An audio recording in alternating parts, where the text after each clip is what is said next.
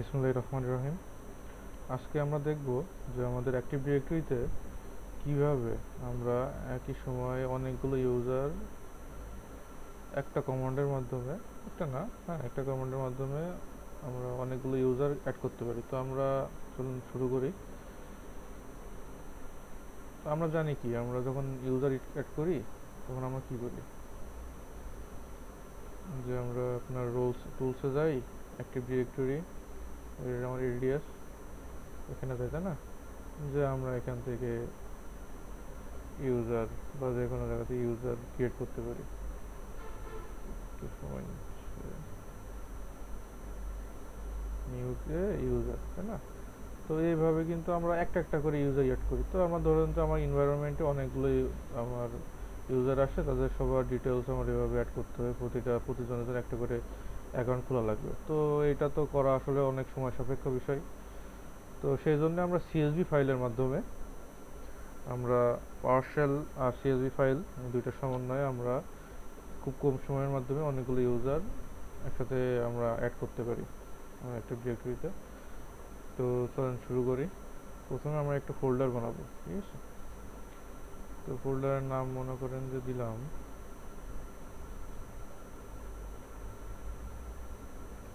Test.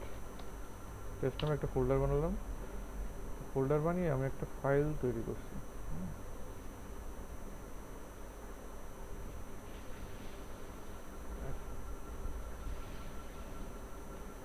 দুইটা file আমি এর ভিতরে নিয়ে আসি।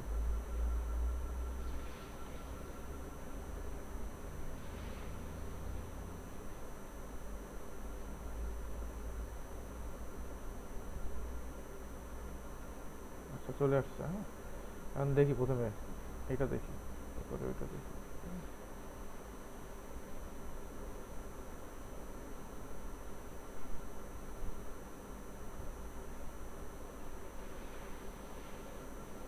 আচ্ছা দেখেন, এখানে আমার ফার্স্ট নেম, হ্যাঁ, initials, last name, user name, এগুলো সবই কিন্তু আমরা যখন ইউজার তৈরি করি না একটা, তো ইউজার তৈরি করার সময় কিন্তু আমাদের এগুলো দেওয়া লাগে।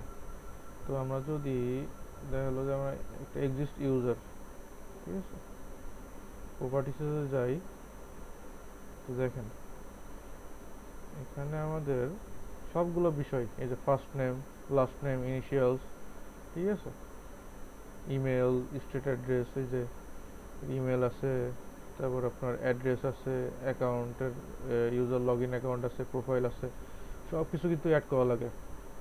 তো আমরা এই যে বারবার একটা করে ইউজার ক্রিয়েট করব, করে আবার প্রত্যেকজনের জন্য আবার এতগুলো জিনিস অ্যাড করব, ডকুমেন্টগুলো, হ্যাঁ, এগুলো অ্যাড না করে আমরা এই যে একটা সিএসভি ফাইল, এটা কিন্তু এক্সটেনশন যদি আমরা দেখি, দেখেন এটা কিন্তু সিএসভি ফরম্যাটে আছে, ঠিক আছে? আমরা এটা নোটপ্যাডে দেখছি, কিন্তু এটা কিন্তু আছে সিএসভি ফরম্যাটে। তো সিএসভি ফরম্যাটে আমরা এটা করতে পারি। আর এখানে যাই, এখানে আমার এই যে কমান্ডগুলো আছে, যে কমান্ডের কথা বললাম না, কমান্ড বেশি না, তিনটা চারটা কমান্ড। এই যে ইম্পোর্ট করতে হবে, ইম্পোর্ট, আচ্ছা এই কমান্ডগুলো একটু বুঝি আমরা আগে। কমান্ডটা প্রথমে ইম্পোর্ট মডিউল অ্যাক্টিভ ডিরেক্টরি। তাহলে যে আমার পার্সেলে আমি ইম্পোর্ট কিছু মডিউল করব, অ্যাড করব। তাহলে যে আমার অ্যাক্টিভ ডিরেক্টরিতে সব রকম, পার্সেলে সব রকম মডিউল নাও থাকতে পারে, সেজন্য আমরা ইম্পোর্ট করলাম মডিউল অ্যাক্টিভ ডিরেক্টরি। তো তারপরে আমি একটা ভেরিয়েবল নিলাম, ভেরিয়েবলে আমার ডোমেনের নাম নিতে হবে। তো ডোমেনের নেম যদি আমি নিই, তাহলে আমার ডোমেনের নাম হচ্ছে fahad.moon, ঠিক আছে, মুন। আচ্ছা, ট্রাই, এখানে একটা ফর ইচ লুপ ব্যবহার করছে, ঠিক আছে? তো ট্রাইয়ের ভিতরে এই যে আমি কি আমার ইগুলো রাখছি, এক্সটেনশনগুলো রাখছি, যে আমি কি কি ইউজ করবো, গিভেন নেম, সার নেম, ইনিশিয়াল, ঠিক আছে, ডিসপ্লে নেম, পাথ, সিটি। পাথটা দেখেন একটু, হ্যাঁ, পাথটা দেখেন, এই যে ওইউ, অর্গানাইজেশন ইউনিট, ঠিক আছে? এই পাথটা আমাদের সিলেক্ট করে দিতে হবে যে আমরা কোন অর্গানাইজেশন ইউনিটে কাজটা করব। তো তার আগে আমাদের কি করতে হবে, আমাদের ম্যানুয়ালি আমরা এখানে যে আমাদের একটা ওইউ ক্রিয়েট করতে হবে, ঠিক আছে?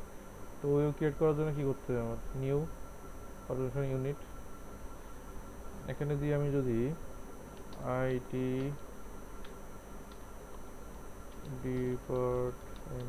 ডিপার্টমেন্ট, হ্যাঁ, আইটি ডিপার্টমেন্ট নামে আমি একটা ওইউ ক্রিয়েট করলাম। এবার যদি আমি ভিউতে যে অ্যাডভান্স, আচ্ছা অ্যাডভান্স মোড আমার অন করাই আছে, তো আমরা যদি প্রপার্টিসে যাই, অ্যাট্রিবিউট এডিটর, এখানে দেখেন আমার ডিস্টিংগুইশড নেম আছে, তাই না?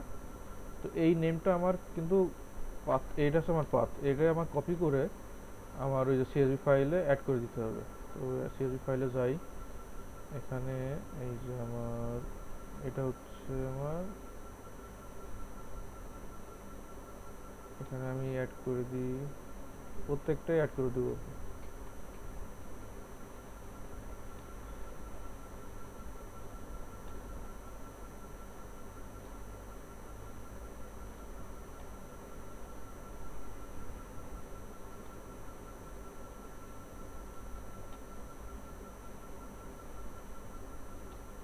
আচ্ছা, প্রত্যেকটাই কিন্তু আমি অ্যাড করে দিছি, ঠিক আছে। সেভ করলাম। এখন আমি যদি ওপেন করি, এখন দেখেন আমি পাথটা আমি সিলেক্ট করে দিছি, আইটি ডিপার্টমেন্টের ভিতরে পাথ ডট মন।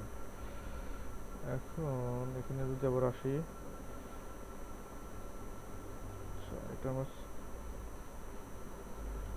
নামটা, এটা তখন সেভ করে দিলাম, দেখি তো।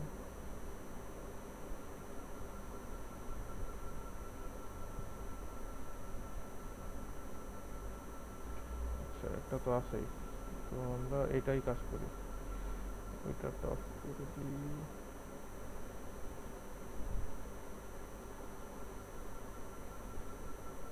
আচ্ছা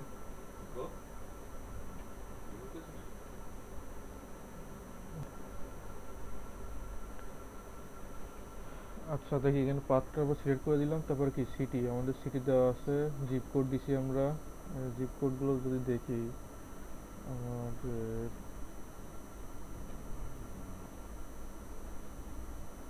যদি যাই, এই যে আমার জিপ কোড কিন্তু দিছি, তাই না? জিপ কোড এই যে আমাদের এটা।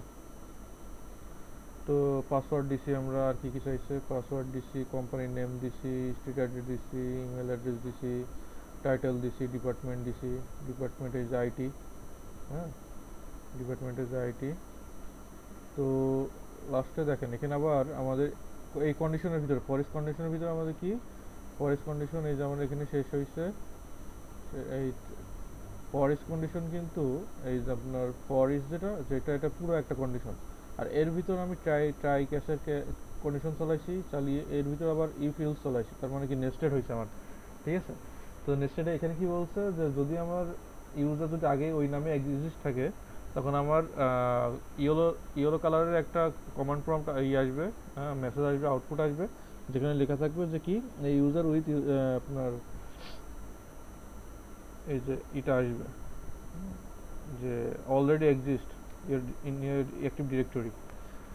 তো আর একটা এলসের ভিতরে গেল, এলসের ভিতরে যদি মনে করেন যে এটা পাস করে গেল যে আমার কপি আগে থেকে এই নামে কোনো ইউজার অ্যাকাউন্ট ক্রিয়েট করা নেই, তারপর কি আসবে, তারপরে আসবে হচ্ছে আমার ইলসের ভিতরে, এই ইলসের ভিতরে আসলো, ইলসের ভিতরে এসে আমার যদি কোনো এই যে if user is created show message, যদি ক্রিয়েট করে এটা, যদি তা ই করে তাহলে ক্রিয়েট করবে, আদারওয়াইজ কি করবে আমার হচ্ছে যদি কোনো ধরনের ভুল থাকে, হ্যাঁ, যদি কোনো ইরোর থাকে তখন হচ্ছে কি করবে আমার ডিনাই করবে, ঠিক আছে। তখন এটা রেড কালার আকারে দেখাবে, আর যদি আমার ইউজার ক্রিয়েট হয়ে যায় তখন আমাদের গ্রিন কালার আকারে দেখাবে, ঠিক আছে। আচ্ছা, এখানে দেখেন একটা অ্যাকাউন্ট পাসওয়ার্ড, এই যে convert to secure string user string password, হ্যাঁ, এটা হচ্ছে আমাদের পাসওয়ার্ড যেটা আমরা দেবো সেটা হচ্ছে সিকিউর স্ট্রিং এ কনভার্ট হবে। আচ্ছা, তাহলে এখন আমরা দিই কমান্ডটা, আমরা পাওয়ারশেলটা অন করি।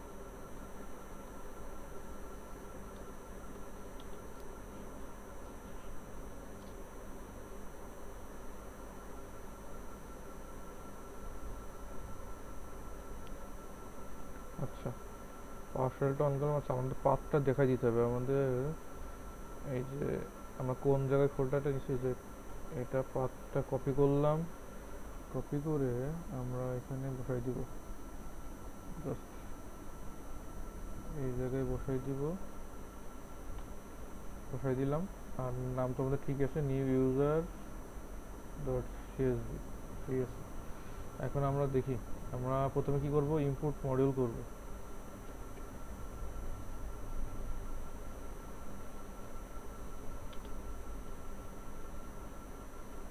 মডেল কিন্তু আমাদের ইম্পোর্ট হচ্ছে, এই যে মডেলগুলো আমার ইম্পোর্ট হয়ে গেছে। এখন আমরা এই যে এটা করব ডেলিগেশন।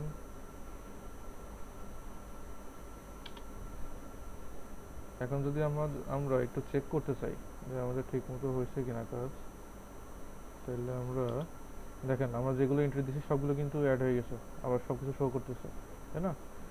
তো এখন আসি, এখন এসে আমাদের এই যে আমাদের ডোমেন নেমটা এখানে দিয়ে দেবো, দিলাম। এখন এটা পুরোটা আমরা কপি করে দেবো।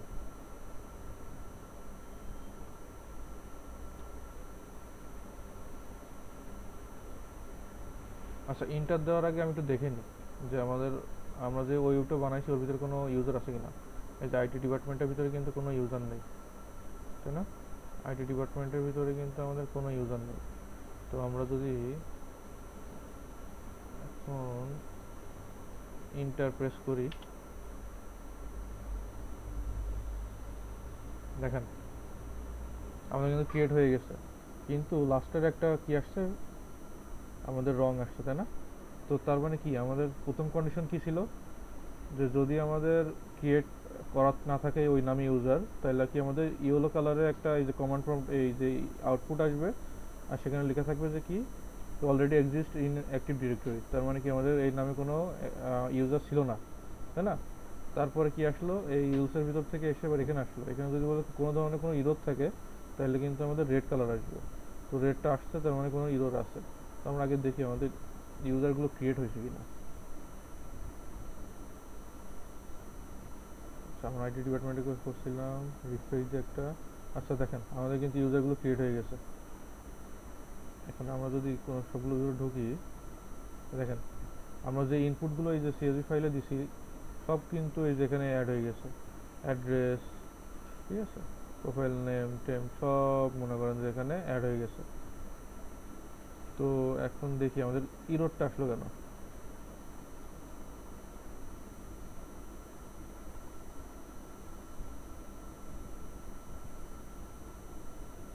আমরা যদি আবার এখানে যাই, তখন দেখি যে আমাদের এখানে কি কি আছে।